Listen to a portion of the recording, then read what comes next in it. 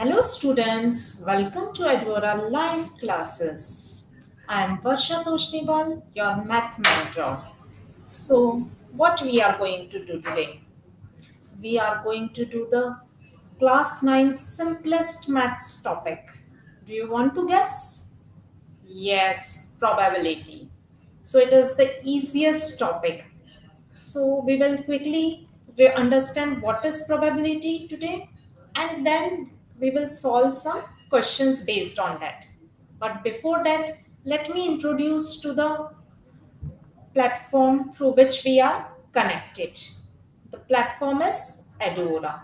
So Edura is a digital learning app which provides quality education at a very affordable price.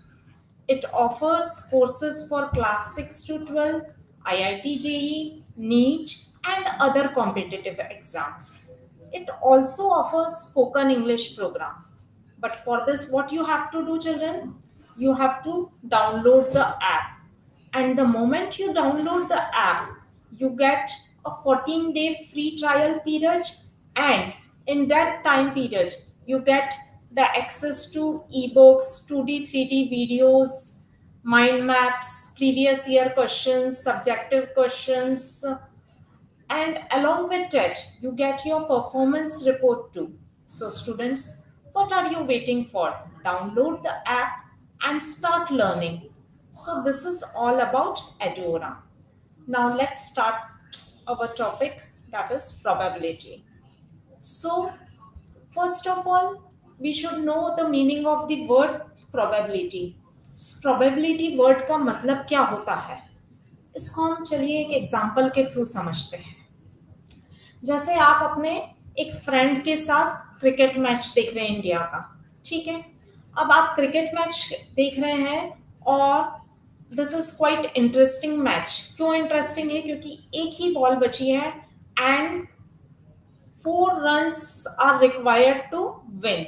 मतलब क्या बोल रही हूं मैं आपको कि इंडिया को विन करने के लिए 4 रन्स की जरूरत है एंड बॉल कितनी है? सिर्फ 1 बॉल है। तो आप अपने फ्रेंड से बोलते हैं कि भाई क्या कहता है, जीतेगा नहीं जीतेगा, ऐसे ही आप बोलते हैं। तो आपका फ्रेंड बोलता है 50-50 चांस है। ये जो 50-50 चांस बोला है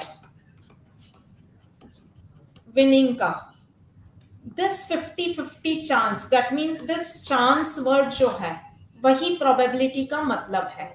मतलब क्या हुआ कि अगर जो ब्लास्ट बॉल है उस पर बाउंड्री मार दिया तो विन हो जाएगा, लेकिन अगर बाउंड्री नहीं मारा है, दैट मीन्स अगर 1 रन ही बनाया या 0 बना या 2 बना तो कोई मतलब नहीं रहेगा, वी विल नॉट विन।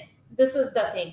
तो ये जो चांस है कि आपके फ्रेंड ने जो बोला कि 50-50 चांस हुआ, जीत भी सकता है नहीं भी जीत सकता। अगर 4 रन बना तो जीतेगा, नहीं बनेगा तो नहीं जीतेगा।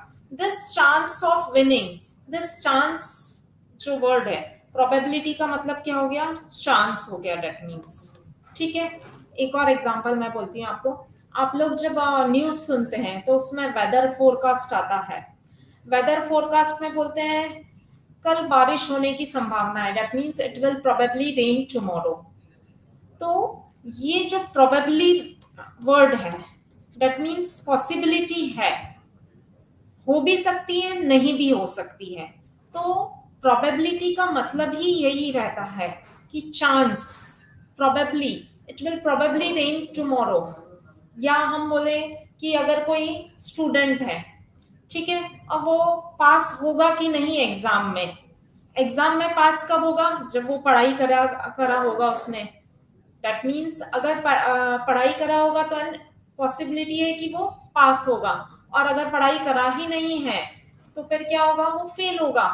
तो दैट इज ऑल्सो प्रोबेबिलिटी कि अगर पढ़ा होगा तो प्रोबेबिलिटी उसकी श्योर है कि वो पास हो जाएगा। ठीक है।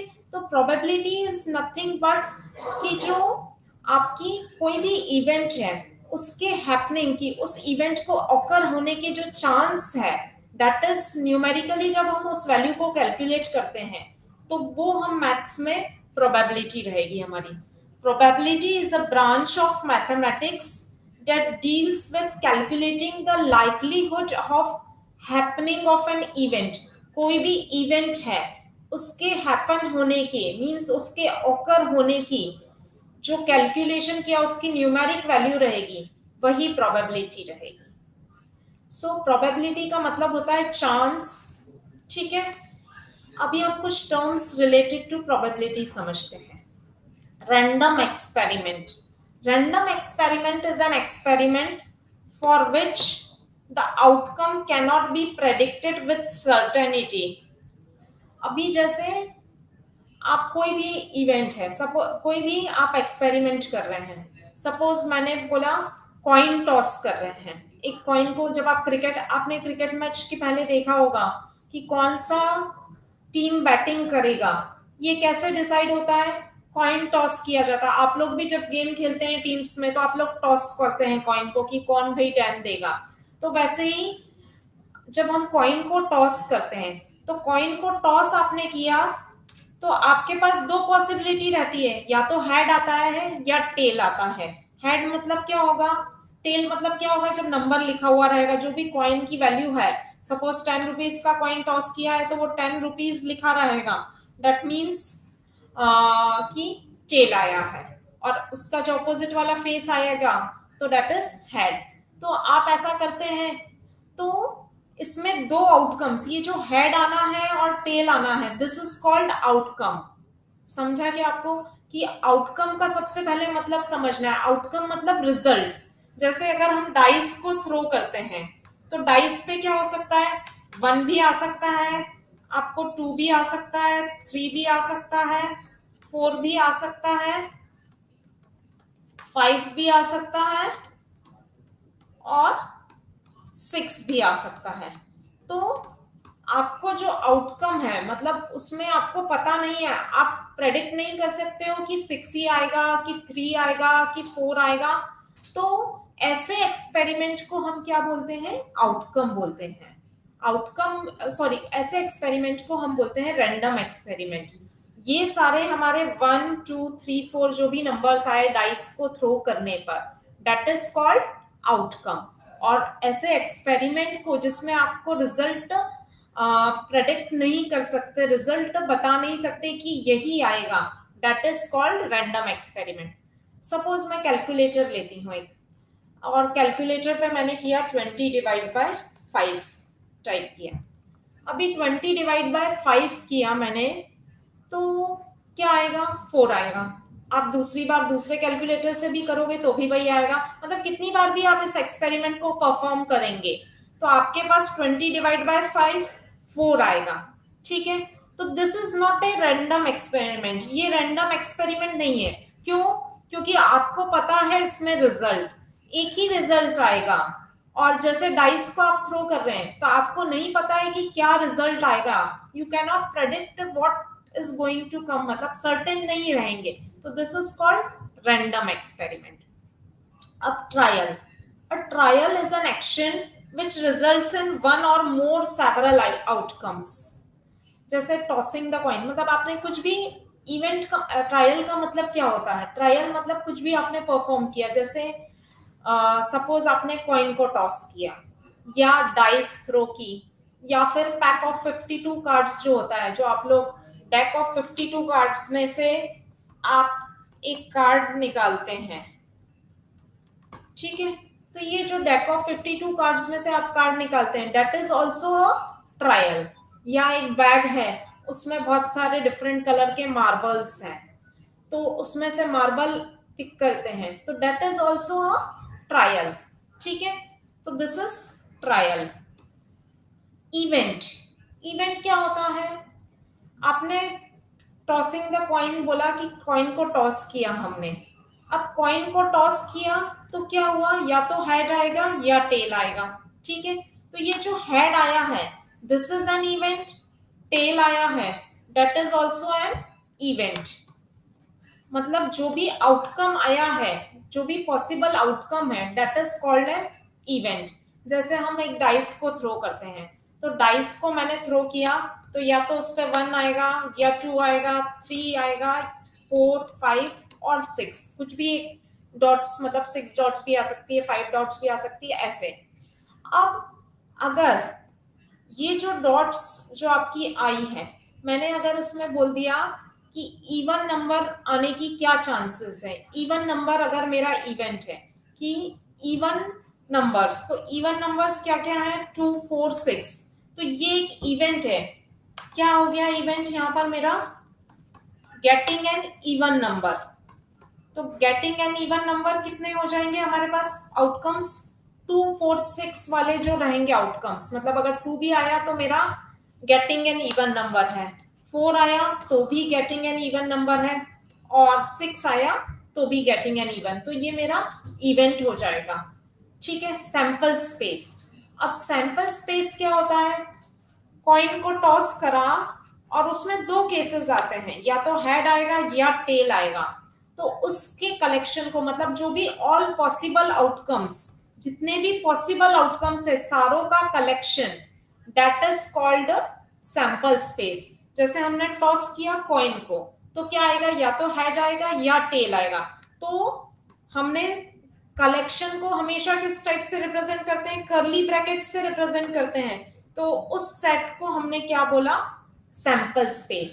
अगर मैं डाइस को थ्रो करती हूँ, अगर डाइस को थ्रो करते हैं तो क्या रहेगा सैंपल स्पेस, 1 2 3 4 5 6, जितने भी नंबर ऑफ डॉट्स रहेंगे वो आपका सैंपल स्पेस हो जाएगा।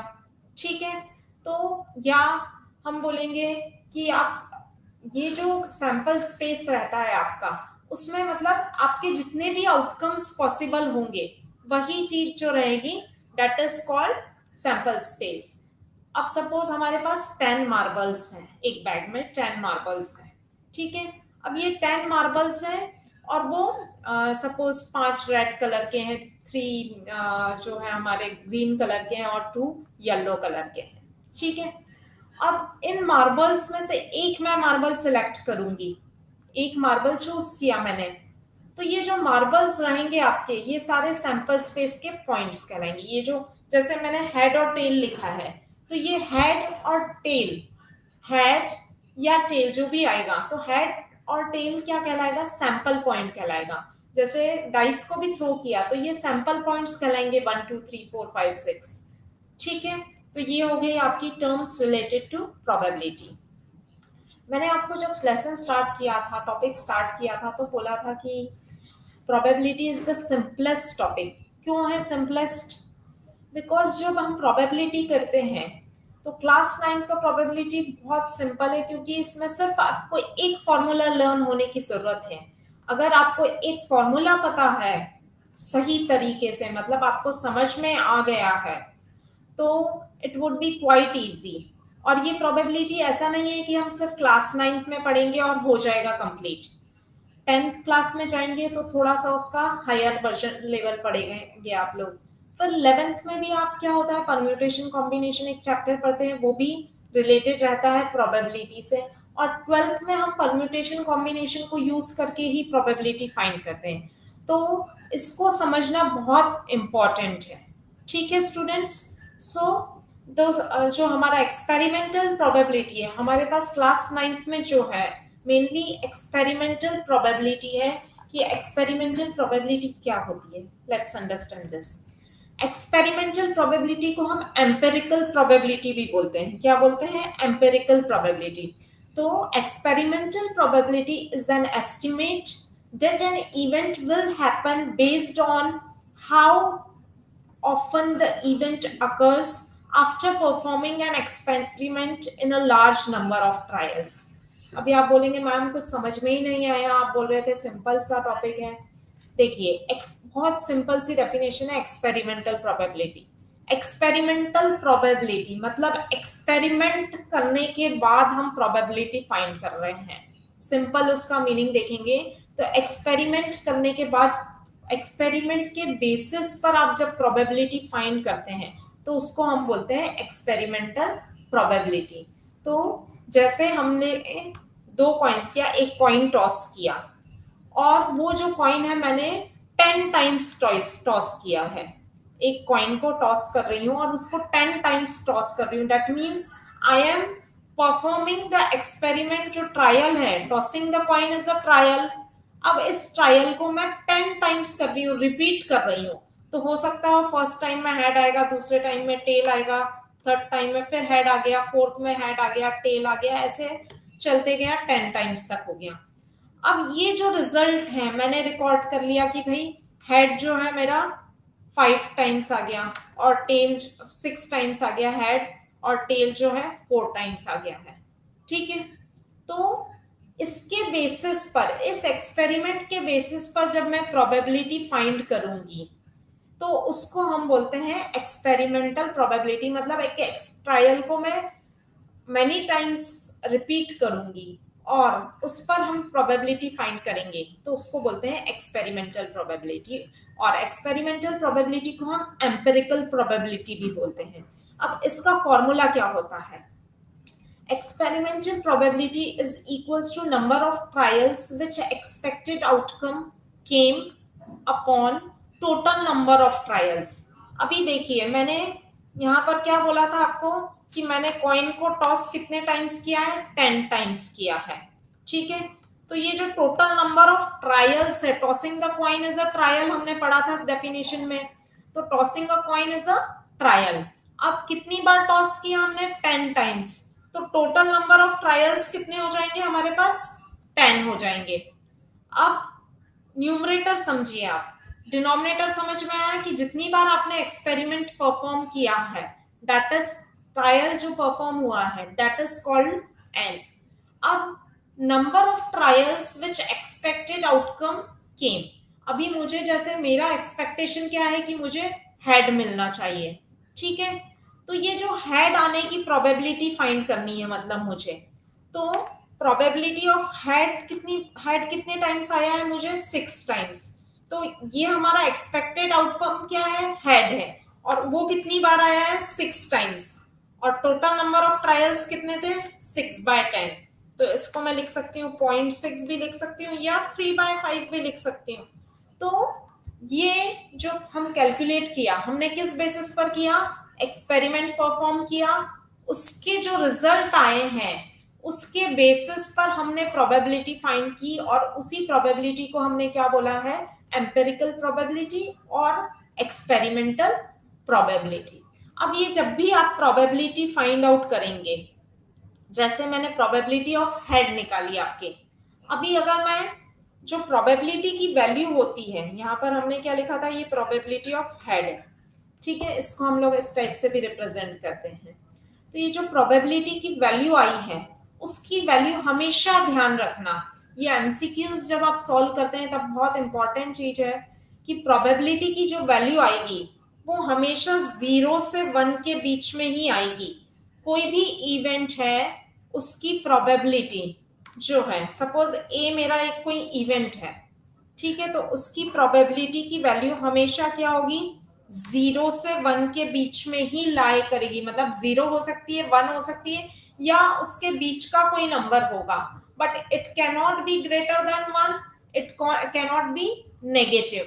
ठीक है, तो remember this thing, that the value of probability, probability की जो वैल्यू है वो 0 से 1 के बीच में लाई करेगी। It can be 0, it can be 1, and but it cannot be a negative number, it cannot be more than 1। समझा आप लोगों को?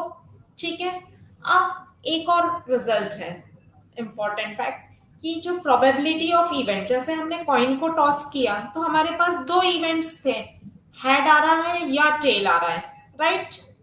तो ये जो स्टूडेंट्स हेड आया है या टेल आया है, दो इवेंट्स है, तो इन दोनों के जो प्रोबेबिलिटीज फाइंड आउट करोगे, उसका सम अगर हम निकालेंगे तो वो हमेशा 1 आएगा। लेट्स सी, अभी हमने हेड की निकाली थी, 6/10 आया था। अभी यहां से मैं प्रोबेबिलिटी ऑफ टेल निकालूंगी, तो वो क्या आएगा? Number of trials of getting tail upon total number of trials, तो हमें 4/10 आया, दैट इज इक्वल्स टू 0.4 भी बोल सकते हैं। अब इस 0.6 plus 0.4, that is probability of head plus probability of tail किया, तो 0.6 प्लस 0.4 करेंगे हम, and that will be equals to 1, right? तो ये जो चीज है कि आपके इवेंट्स, जो कोई भी आपने एक ट्रायल किया और उसके जो इवेंट्स हैं उनकी प्रोबेबिलिटी का सम हमेशा वन रहेगा, it would always be one. अगर ई कोई इवेंट है, ई और ई डैश इवेंट है आपके सपोज, ठीक है, तो इनकी प्रोबेबिलिटीज का सम जो रहेगा वो क्या रहेगा, वन रहेगा। हो सकता हो एक से, जैसे अभी डाइस को अगर हम थ्रो करते हैं तो 6 इवेंट्स पॉसिबल होते हैं, 1 भी आ सकता है, 2 भी आ सकता है, 3 भी आ सकता है, 4 भी आ सकता है, 5 भी आ सकता है एंड 6 भी आ सकता है। तो E1 E2 E3 E4 E5 E6 आपने ये इवेंट्स मान लिए, ठीक है। तो ये जो प्रोबेबिलिटी इनकी E1 E2 E3 E4 की रहेगी इंडिविजुअल, इन सारी प्रोबेबिलिटीज को जब आप सम अप करेंगे तो उसकी वैल्यू क्या आ जाएगी, वन ही आएगी, ठीक है।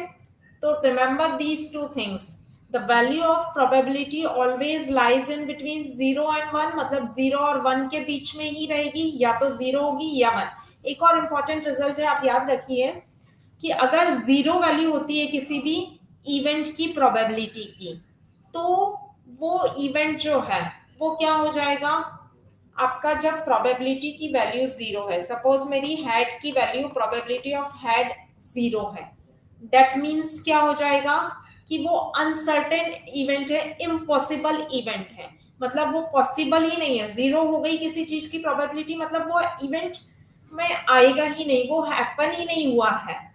और अगर प्रोबेबिलिटी 1 आई है, सपोज प्रोबेबिलिटी ऑफ हैड 1 आती है, दैट मीन्स श्योर है, it is a certain event की वो इवेंट हैपन ही हुआ है। जैसे मैंने बोला कि अगर हेड आया है तो उसकी इवेंट की हैपनिंग की चांस क्या हो गई, 1 हो गई, मतलब it is a sure event की हेड ही आएगा।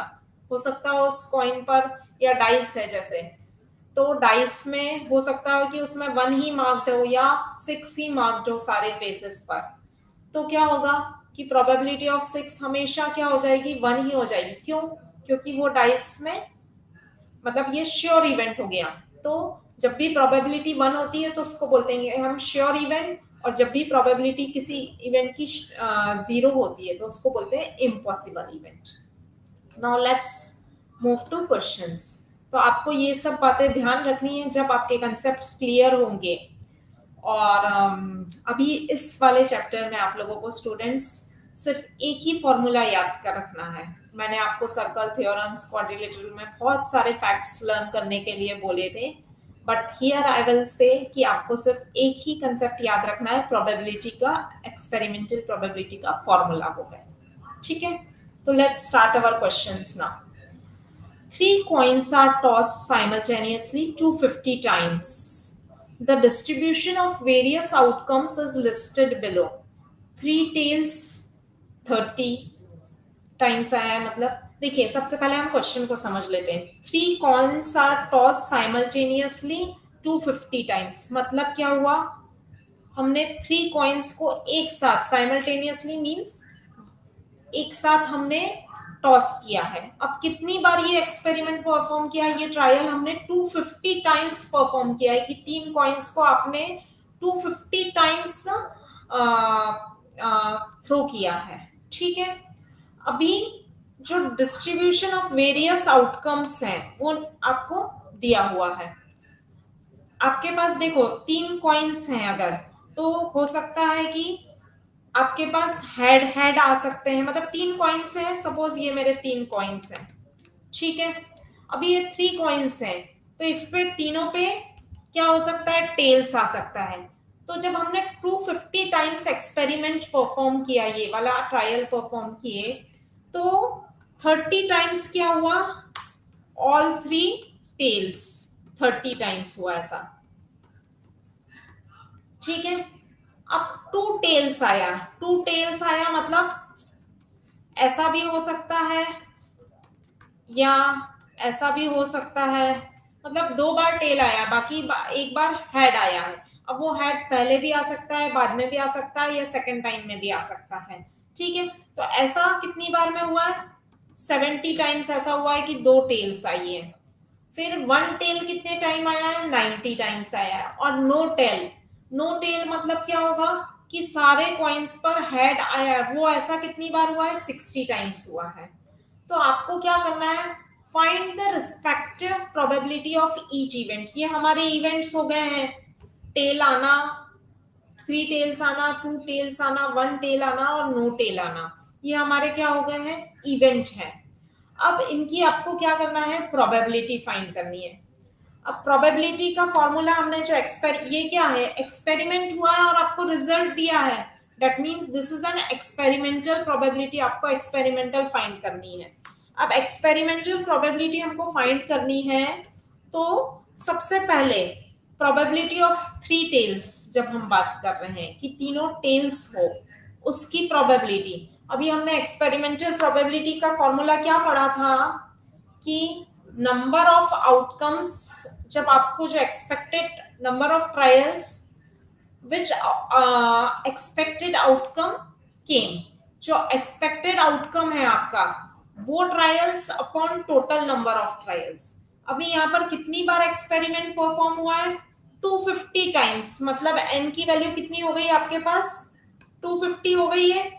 ये आया आपको समझ में स्टूडेंट्स? जितनी बार आपका ट्रायल परफॉर्म हुआ है, that is called the number of total number of trials. तो यहाँ पर 250 टाइम्स आपका ट्रायल परफॉर्म हुआ है, सो एन इक्वल्स टू 250। अभी क्या बोला है? 3 टेल्स कितनी बार आया है आपको? 30 टाइम्स। तो रिक्वायर्ड प्रोबेबिलिटी हम लिख सकते हैं, रिक्वायर्ड प्रोबेबिलिटी जो है फर्स्ट केस की, या हम ये भी लिख सकते हैं प्रोबेबिलिटी ऑफ 3 टेल्स। दोनों में से कुछ भी लिख सकते हैं। दिस इज इक्वल्स टू, क्या लिखेंगे? Number of outcomes in which 3 tails came.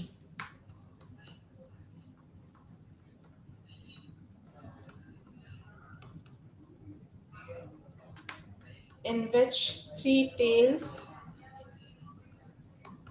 came up upon total number of trials। अभी आप मुझे बताइए कि 3 टेल्स के लिए हमको क्या बोला है?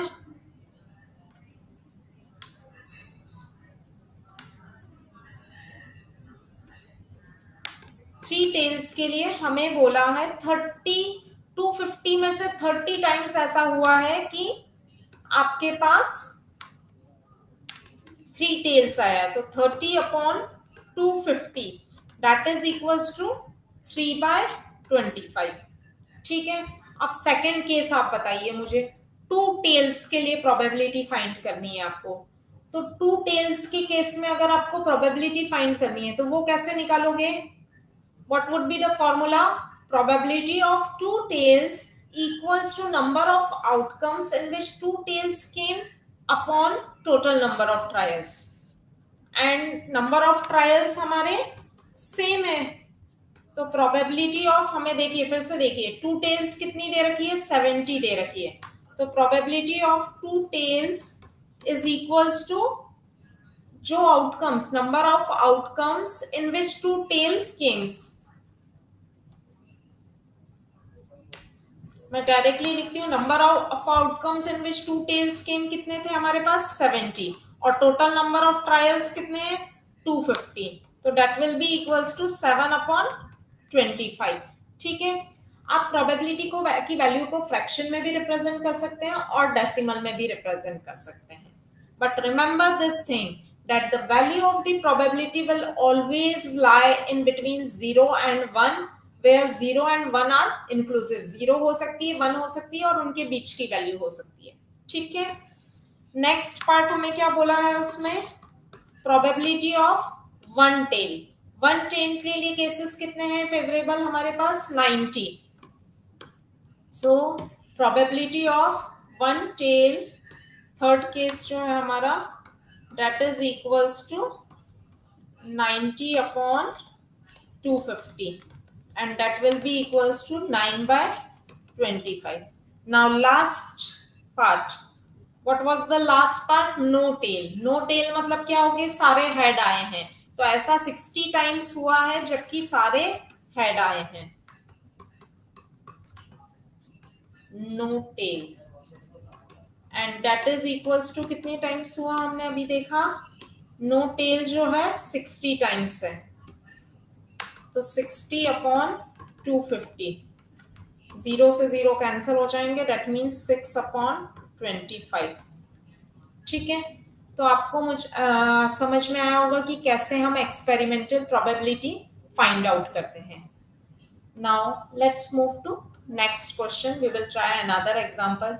सो स्टूडेंट्स, आपको ये इजी लगा होगा बिकॉज यहाँ पर हमारे पास रिजल्ट दिया है सिर्फ एक फॉर्मूले पर बेस्ड है।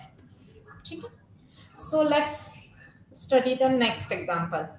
The blood groups of some students of class 9th were surveyed and recorded as below. आपको क्या बोला है इसमें, क्लास 9th के स्टूडेंट्स के ब्लड ग्रुप मतलब सर्वे किया गया, क्योंकि हम एक्सपेरिमेंट कर रहे हैं, यहाँ पर पूछ रहे हैं, आप सर्वे कर रहे हैं और रिकॉर्ड किया है। ए ब्लड ग्रुप वाले कितने स्टूडेंट्स दिखाए हैं हमको, 19 स्टूडेंट्स हैं। कितना बी ब्लड ग्रुप कितने स्टूडेंट्स का है, 6 स्टूडेंट्स का। ए बी 13 स्टूडेंट्स का एंड ओ इज 12 स्टूडेंट्स का। If a student is chosen at random, find the probability that he or she has blood group A or A B. अभी students देखिए, इसमें आपको क्या फाइंड करना है और क्या दिया हुआ है। आपको दे रखा है ए ग्रुप के लिए कितने ब्लड ग्रुप ए है तो उतने स्टूडेंट्स हैं, बी के लिए इतने स्टूडेंट्स हैं। If a student is chosen at random, find the probability that he or she has blood group A or A B. A या ए बी ब्लड ग्रुप वाले स्टूडेंट्स की हमको फाइंड आउट करनी है प्रोबेबिलिटी। अब यहाँ पर टोटल नंबर ऑफ ट्रायल्स हमको सबसे पहली बात करनी है, तो मतलब कितने स्टूडेंट्स रहेंगे यहाँ पर। टोटल नंबर ऑफ ट्रायल्स मतलब नंबर ऑफ स्टूडेंट्स, बिकॉज यहाँ पर क्या है, स्टूडेंट्स से सर्वे हुआ है, तो n की वैल्यू कितनी हो जाएगी हमारे पास, total number of trials, and that is equals to n equals to आपके पास कितना हो जाएगा, 19 plus 6 plus 13 plus 12, number n equals to number of total number of students. मैं आपके समझने के लिए लिख रही हूँ, total number of students, and what is that, equals to 19 plus 6 plus 13 plus 12, and this is equals to 50। ठीक है, अभी अब आपको क्या बोला है, फाइंड क्या करना है, ब्लड ग्रुप ए या ए बी होगा। ए होने के कितने केस हमारे पास स्टूडेंट्स हैं, 19 है। ए बी ब्लड ग्रुप कितने स्टूडेंट्स का मिला है हमको, 13। तो अभी हमारे पास जो हम बोलते हैं फॉर्मूला ऑफ प्रोबेबिलिटी, हमको क्या निकालना है, ब्लड ग्रुप ए या ए बी के लिए।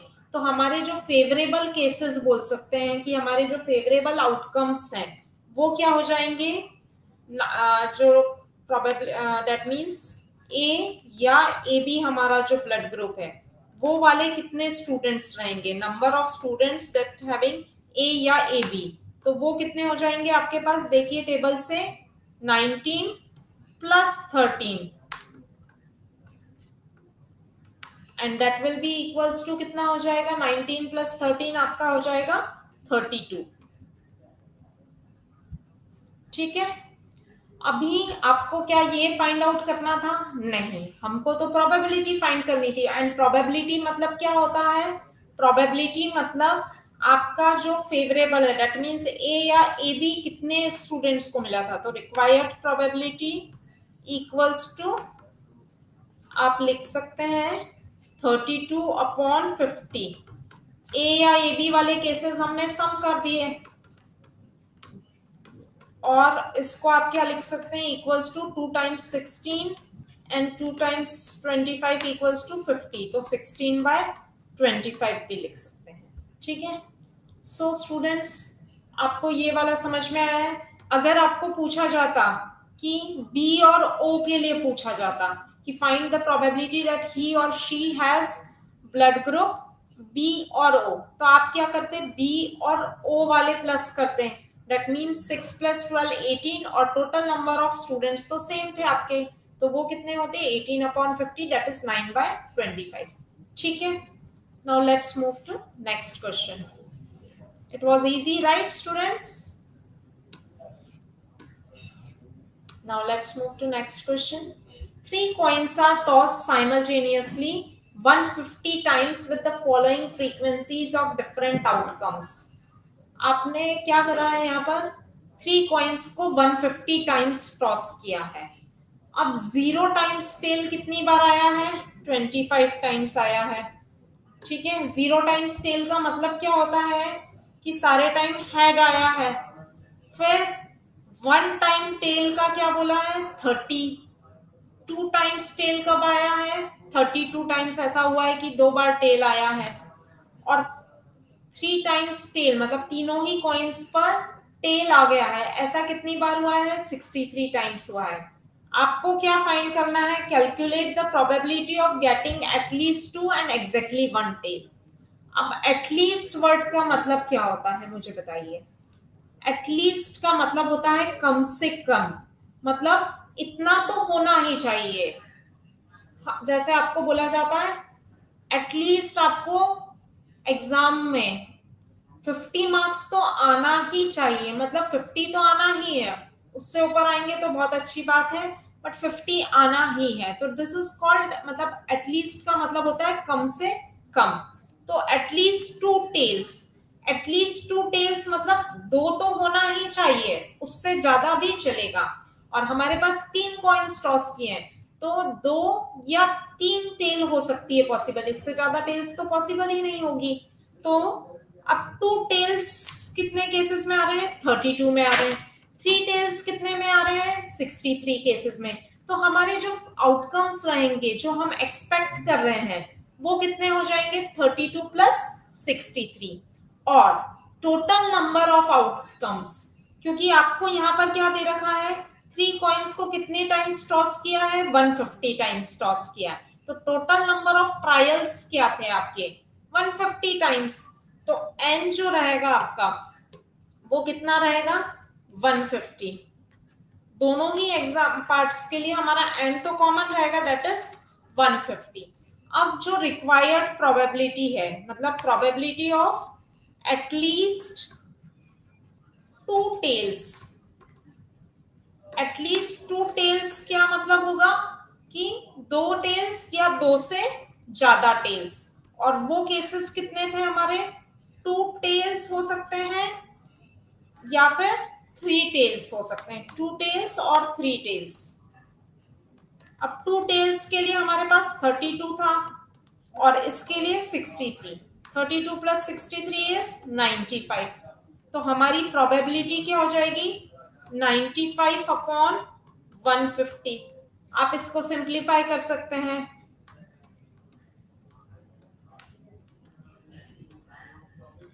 ठीक है.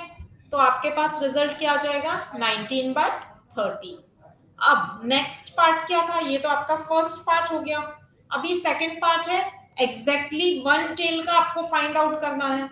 अब एग्जैक्टली वन टेल अगर फाइंड आउट करना है तो आपके पास आपको रिजल्ट में देखना पड़ेगा. जो एक्सपेरिमेंट परफॉर्म किए हैं हमने 150 टाइम्स, उसमें वन टाइम टेल कितनी बार आया है? तो ये हमारा 30 टाइम्स ऐसा हुआ है. तो वन टेल के लिए हमारे पास केसेस कितने हैं? 30. और नंबर ऑफ ट्रायल्स तो हमारे पास 150 ही है. तो probability of exactly one tail is equals to कितना हो जाएगा? 30/150. That means equals to 1/5. 3 1 जा 3, 3 times 5. So these two things we have to find. Now let's move to next question. Students, easy peasy है ये questions. Yes, these are easy questions because आपको सिर्फ एक ही formula learn करना है, वो भी एक्सपेरिमेंटल प्रोबेबिलिटी का. और वो फॉर्मूला क्या है? Number of trials in which expected outcome came upon total number of trials. Simple formula. Now next question. The table shows the marks obtained by a student in unit test out of 50. ठीक है, आपको number जो marks मिले हैं student को unit test में, first unit test में, second में, थर्ड में, फोर्थ में और फिफ्थ में, उसके मार्क्स जो मिले हैं वो कितने में से, आउट ऑफ 50। आउट ऑफ 50 में से मतलब 50 मार्क्स का टेस्ट हुआ था और स्टूडेंट को फर्स्ट टेस्ट में 34 मिला है, सेकेंड यूनिट टेस्ट में 35 मिला है, फिर 36, 34 एंड 37 ऐसे मार्क्स मिले हैं। अभी आपको क्या करना है, find the probability that the student gate 70% और मोर इन अ यूनिट टेस्ट। उसे 70% या 70 से ज्यादा मिलना चाहिए यूनिट टेस्ट में। परसेंट है, मीनिंग क्या हुआ, मतलब पर 100 है। अभी ये मार्क्स पर 100 है क्या हमारे पास, नहीं है, ये तो क्या है, आउट ऑफ 50 है। तो आउट ऑफ 50 जब भी आपको, जैसे आपका अगर 50 मार्क्स का टेस्ट हुआ है, सपोज आपको 50 मार्क्स का टेस्ट हुआ है और आपसे पूछा, एक ही मतलब टेस्ट है, सपोज मैंने लिया आपका टेस्ट मैथ्स का ही सपोज लिया, और आपको अगर 50 में से 34 मार्क्स आए, तो मैंने आपसे पूछा कि भाई कितने परसेंटेज मार्क्स आए, तो आप क्या बोलेंगे, मैं आपको फटाक से बोल देती हूँ कि 68% मार्क्स आए। कैसे आए, हमें आए थे 34 मार्क्स 50 में से, तो परसेंट मतलब क्या होता है, पर 100, दैट मीन्स मुझे इसको 100 बनाना पड़ेगा तभी मैं बोल सकती हूँ परसेंट। तो 100 बनाने के लिए आप 2 से मल्टीप्लाई करेंगे इसको, दैट मीन्स 68 अपॉन 100। तो इस कारण से मैंने आपको बोला कि आपको 68% मार्क्स आए हैं। तो ऐसे ही इस क्वेश्चन में भी हम करेंगे। क्या बोला है, find the probability that the student gate 70% और मोर इन अ यूनिट टेस्ट। इसमें दो मेथड है, एक तो ये कर सकते हैं कि आप जो 50 मार्क्स है, ये जो आपका 50 मार्क्स है उसका 70% फाइंड आउट कर लीजिए।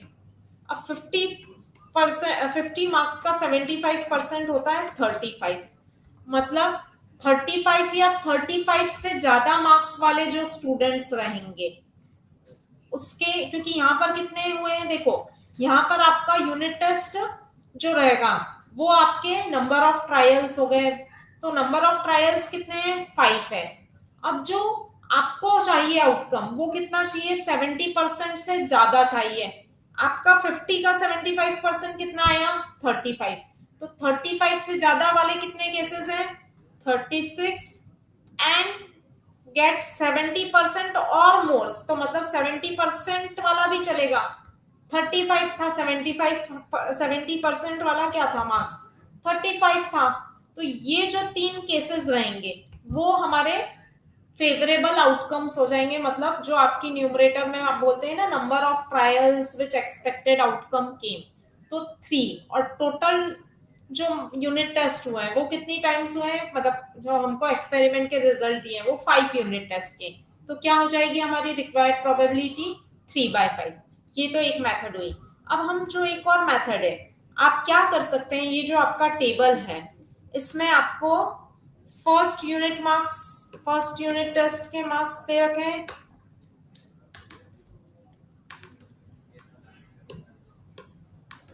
फर्स्ट के, सेकंड के, थर्ड के, फोर्थ के और फिफ्थ के मार्क्स दे रखे हैं। फर्स्ट के आपको कितने दे रखे हैं, 34, सेकंड के 35, थर्ड के 36 और फोर्थ के 34 एंड फिफ्थ में आपको 37। ये कितने मार्क्स में से थे, 50 मार्क्स में से थे, आउट ऑफ 50 थे। अब मुझे आउट ऑफ 100 करना है, तो मैं क्या करूंगी, इसमें डबल हो जाएंगे। तो ये हो जाएगा आपका 68, ये हो जाएगा 70, ये 72 एंड दिस विल अगेन 68 और ये हो जाएगा आपका 74। ठीक है,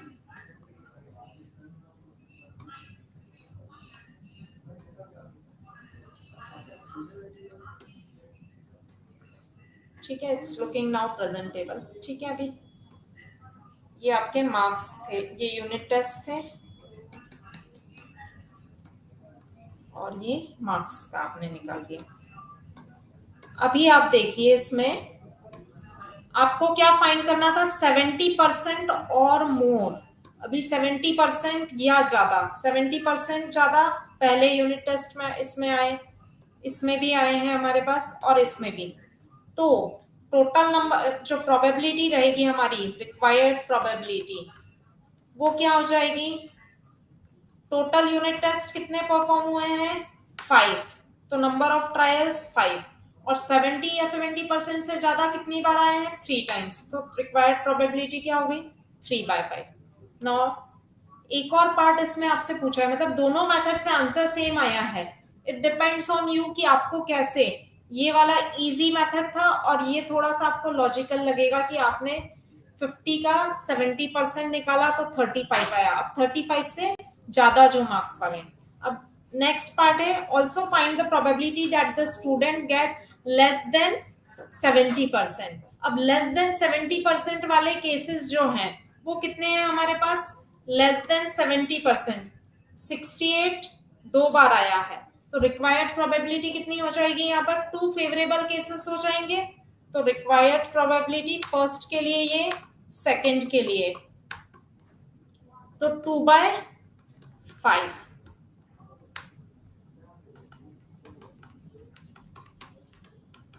सो 70% से लेस वाले हमारे दो केसेस थे यहाँ पर, 68 एंड 68 दो बार आए थे, तो वो 2/5 हो गया। सो स्टूडेंट्स, आपको ये समझ में आया probability? It's quite simple lesson but still you need to do practice. और ये प्रैक्टिस आप कहाँ पर करेंगे? हमारे एडुओरा ऐप पर। हमारा एडुओरा ऐप जब आप डाउनलोड करेंगे तो you would get lot of practice questions, MCQs के फॉर्म में भी और सब्जेक्टिव के भी फॉर्म में। तो आप लोग एडोरा ऐप डाउनलोड कीजिए and maximise your learning. And students, please don't forget to like, share and subscribe our YouTube channel. Thank you so much, students.